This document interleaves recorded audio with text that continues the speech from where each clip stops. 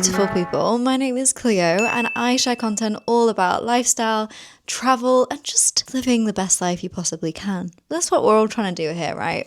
So, yeah. Anyway, I recently went to China and I can safely say it has changed travel for me. I really can't compare it to any place I've ever been. And I did go across China, so specifically Beijing to Chengdu to Lijiang in Yunnan, and then Baisha and Shuhe on little day trips, and then to Shangri-La, which is basically, it felt like I was almost out of the other end of China by the time I got to Shangri-La. And then from there, I did go down to Kunming, and that's where we were flying out of. So safe to say, although it was 2 weeks, I did see quite a lot of China. And even the individual places in China felt so completely different to each other. So let me know down below what place you're going to in China. And if you're not going to China and you're just watching this video out of sheer curiosity, maybe you've seen my unapologetic photo dumps and China content on my Instagram, you are also very, very welcome. I did put a story up on my Instagram just asking what you guys wanted to know about traveling China. And I also literally, look at this organization. I've made a full-on list of things. I'm going to go in depth because I watched a lot of videos before I went to China, but there were some things that were missed out and it kind of I could have let it ruin my trip, basically. So I'm going to put them all in this video. Things to know before you've even left the country. I was coming from the UK and luckily, I'm not sure when it was, I'll put it somewhere around. Very recently, if you hold a UK passport, you have visa-free entry to China. So it was very easy. The only thing we had to do is fill in a form, which I will link down below. And any transfers that you're doing as well, you may also need to do a form. So your details, your date of birth, your passport number, all of that good stuff that the government likes to know before you go into China. And I would recommend you doing that before you land, just because it makes the process so much smoother. So I'll try and find the website and link it down below. Because there was just a big queue of people like trying to scan the same QR code. And I think in the end, we just kind of like Googled it to one side and just did it on our own. But yes, also keep that in mind if you have any transfers. It was on the way back, but we had to stop off in Kuala Lumpur and we weren't technically staying there. So we didn't have any place to like register, like no addresses. So in that instance, you can put the airport address, just as a little tip if that is the boat that you are in. You will not get around China if you do not have a phone. Regardless, like everything is phone. Translate is on the phone, maps is on the phone, payment is on the phone, talking, communication, hotels, like everything is on the phone, and more specifically on very specific apps. I know we use our phones in the UK a lot, we use contactless, but I felt so attached to my phone when I was in China. It was almost a bit overcomplicated with how much tapping was going on. My friend did recommend that I get an eSIM with a Chinese number, and the only reason I regret not doing that is because I didn't set up my apps before I got there. So all of these apps wanted like text confirmation. So like with my logins on anything. So payments, ordering a taxi, even looking at the map, they wanted a text verification, but it was going to my English number, which wasn't receiving texts in China. So it was a little bit chaotic. So if I could go back, I would recommend getting a Chinese eSIM with a Chinese number. And then you don't have to worry about that at all. Another thing very important, and I was hearing on all of these other videos that it was also very important, but I kind of didn't really know what it was, is a VPN.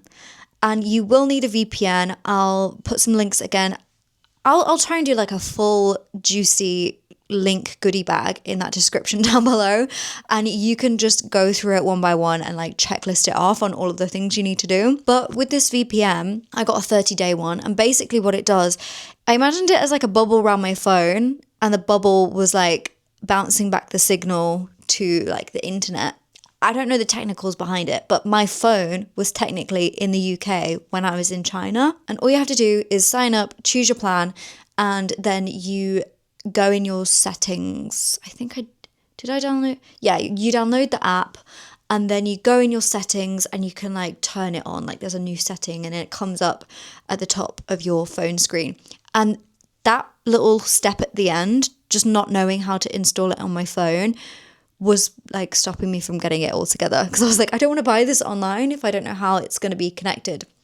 It's really super simple. You just go into your phone settings, you download, for example, I used NordVPN and it was really, really easy. Yeah, super hassle-free. The only thing was TikTok was completely gone over there. Like there was no chance of me opening TikTok. It just kept saying like no connection, like whatever, but I didn't really miss it. I think it just reignited this weird love of Instagram again, and hence me going overboard on all the Instagram content. So the apps that you are going to need to download are WeChat, Alipay, Didi, and AMAP. And there are ways of getting around this. So I actually downloaded Didi within WeChat, and my partner had Alipay, and we were kind of using WeChat and Alipay interchangeably. I cannot explain WeChat, and I do encourage, that's why I've put it into this section, download the apps, have a little play around on them before you go. I've deleted them off my phone now just because they were taking up so much storage, and I think it just showed how much we were doing on these apps. I had about 3 or 4 conversations with like taxi drivers, and like a lot of the time accommodation places, before you come they ask for your WeChat, and then you can talk to them about your arrival times over WeChat. But then a lot of WeChat was just like scanning QR codes. So to pay for things, you either scan their QR code or they scan your QR code on like a little machine. You've just got to keep an eye out whether they've got the little Alipay QR code or they have like a little scanner. But you will need to connect your bank account to WeChat, which it is all completely safe and it's very easy once you have it. But again, you'll need the phone number confirmation and you'll need all your bank details. So I would recommend you doing it when you're still in your home country. You will also need a translator app of some sort. We were using Google Translate, which, although Google is banned in China, it did work over there for the most part. Sometimes there was a bit of miscommunication. The language barrier was a lot more intense than we thought. We've both been to Asia before. I've been to Indonesia, he's been to Nepal, but China was just kind of another level of no communication. It was just a lot of sheishes and ni haos and one second, let me translate this picture. You're going to need a translator with like the picture, the camera feature to translate menus. I think after 2 weeks, it did get a bit exhausting just knowing that we weren't going to be understood. So I would recommend before you go to learn some basic Chinese phrases. Again, I'll put that in the goodie bag description down below. Okay, now we've got all of the apps and technical things out of the way. We have landed in China. First things first, we're going to go straight in there. Toilets. I didn't expect there to be squat toilets in China, but it makes sense. It is a very developing country and you need to remember that. While it is very wealthy in areas and it's very up and coming, like there's so many developments going on around the country, they still have areas where squat toilets are completely normal, and it is a look of the draw. Sometimes we'd go into like a public restroom, like just in the middle of the street, and it would be the nicest toilet ever. It would smell gorgeous. There'd be these gorgeous like ornamental mirrors and it'd smell super fresh and look super clean. And then you would go into like an expensive hotel or a restaurant or a bar and it would be like a janitor's closet with like a dirty mop in the corner and like this dirty, rusty squat toilet. You really can't predict it. I think the nicest toilet was in this really, really random cafe in Lijiang, which is like an ancient town. We were in this cafe and I just needed to go to the bathroom. I was preparing for like the squat. And it was like the most high-tech toilet I've ever seen. It was heated. It was like doing all this beepy, flashy light thing. It could do the full works. But yes, you can never ever predict it with the toilet situation. So just be prepared. And if you really don't want to squat Some places do like accessibility toilets, which are just like regular westernized toilets. But while I don't miss the squat toilets, I didn't really mind them. The last thing I'm going to say about toilets is toilet paper isn't very common. So always bring like tissues in your bag, or even if you forget, have a look around. Are there any hand tissues, like as a last resort before you actually go into the cubicle? Because most of the time the toilets don't actually have toilet paper in. Also, you don't flush the toilet paper, you put it in like a little bin to the side of the toilet to stop the drains from getting all nasty. So now we've got that lovely topic out of the way, we're going to go on to public transport and getting around. We took a lot of trains, some 2 hours, some 7 hours, some 10-hour trains. And what I would recommend is, if it's not too expensive to get the first class, get first class. It's so much more comfortable. There's so much more leg room. And we literally paid like £2 more. Like it was a really nice situation actually. And fully enough, that was the 2-hour train. And then for the 5-hour train, we actually tried to book, I think it was like 2 or 3 days before we were leaving. And it was fully booked. No business class, no first class, no regular class, just standing. And it was the same price as the normal seated price.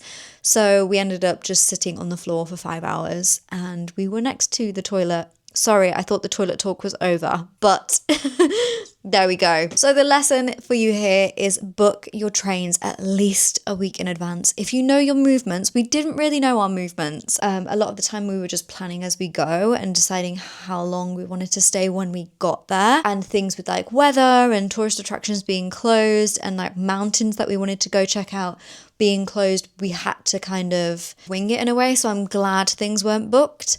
But if you can, try and book things as far in advance as you can. That kind of leads me on to my next thing. We went to China. Yes, a little bit of the city life, a little bit to see the ancient towns, but it was a lot to go and see some really nice nature. We kept seeing online how gorgeous the nature was in China. We wanted to do Haba Snow Mountain, we wanted to do Yulong Snow Mountain, a few of the trails, Leaping Tiger Gorge, and also the Great Wall. They were all on our kind of nature itinerary. We went to every single one of these things on our lists, but they were just not how we expected.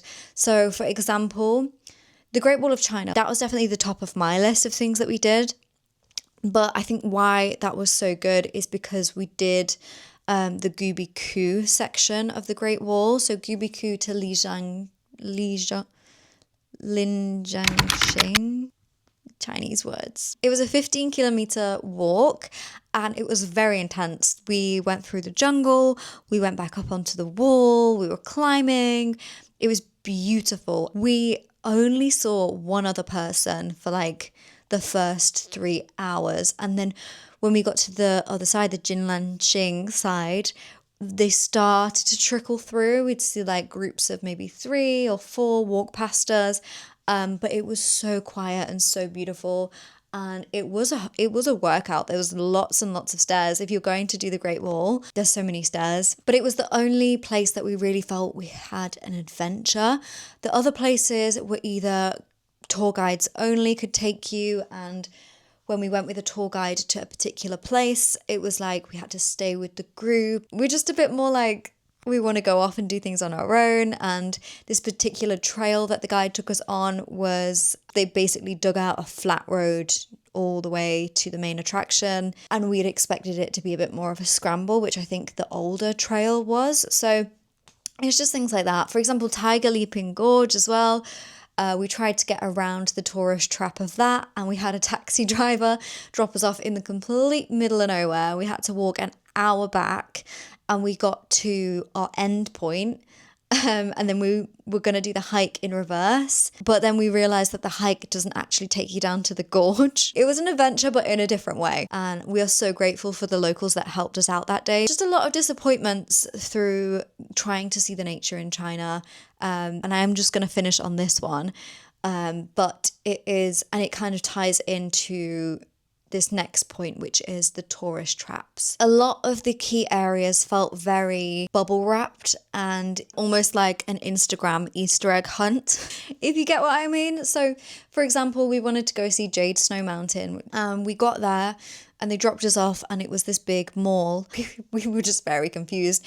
We were in full-on hiking gear. We probably should have done a bit more research into it, because basically you go into the mall and then you go to this station where you have to wait for a cable car. So for example, we waited 3 hours just around the mall, and we did try and go out for a little walk in the trees, and we got told off by the security guards.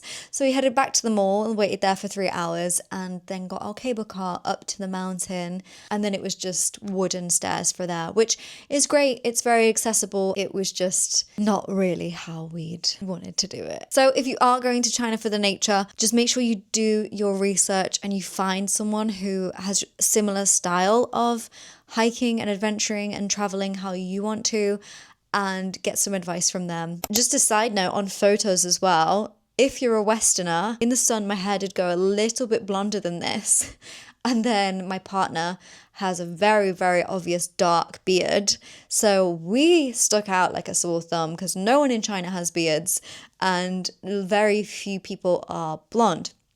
So we had queues at one point of people.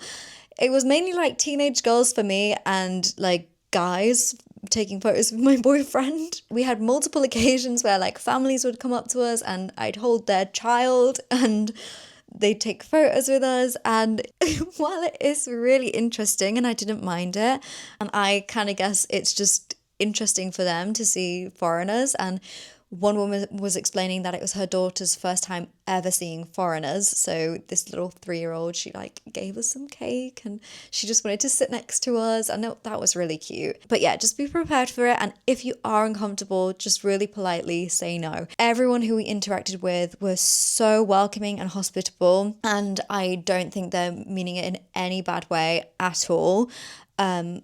Just you can see that the photo culture is a huge thing over there. Now on to food. One of the biggest shocks for me was the breakfast situation. I'm a breakfast girl. Give me breakfast and coffee and leave the rest. I need breakfast, and I need a very specific type of breakfast apparently, because the noodles and sweet corn just was not hitting, which was the only real thing that we found in China that people would have for breakfast. It was kind of like bao buns and sweet corn and sweet potato. We were too busy on the hunt for the nearest coffee, which was also a bit of a struggle to find a good coffee shop. So we'd end up basically waiting till lunch anyway and just having some bao buns and then going out for dinner. It's really hard to find things on Google Maps. A lot of the businesses are just not on Google Maps. Google Maps will not give you anything really. So our biggest resource, honestly, Rednote. It's like the Chinese Pinterest, TikTok, all in one kind of social media. So just type in the place you're going and say like breakfast spot. Another really good resource is actually blogs, like good old fashioned blogs of travelers that have been to China in the area that you're going. And while these might be a little bit outdated, it was really useful. That said, we had heard some horror stories before we went about the food situations and not having street food because you get upset stomachs. The best food we ate in China was at Lijiang Street Market, which was pretty close to where we were staying. And we walked around the street market. It was raining. We took some really cool photos.